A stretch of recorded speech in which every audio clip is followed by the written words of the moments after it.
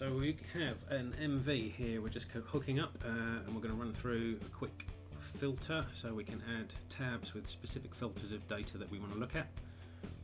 So we can see on here in the parameters tab we've got 33 different pieces of information coming from the bike, and if we are trying to look at anything specific, obviously we don't want to be scrolling around through 33 different parameters, so we can set up tabs with only the data that we want to see.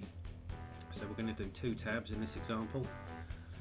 So we can type down in the bottom to shortcut the options, or type speed in there. We can put engine speed, RPM, throttle. We can choose whichever throttle position sensors we want to look at, which might be the actual handle grip or electron or throttle valve.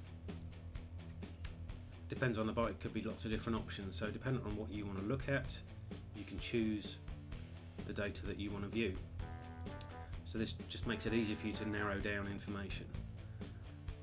So we've created one tab on there, and then we can create another one. So we just add coolant, temperature. These will change for whatever you want to look at or record. So we can then add further ones in the same tab just by typing in the little box in the bottom and selecting them in the checkbox.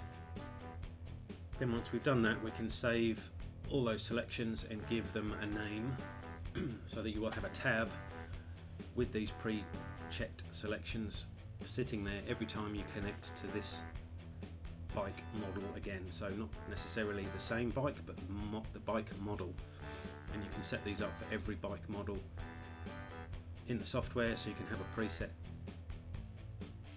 list of parameters for your standard checks. So we've got that there. I've just called it warm-up. So these are just good general things to do. A warm-up check, so it checks battery voltage, load while starting, make sure the temperature sensors are working, idle speed control valves, things like that.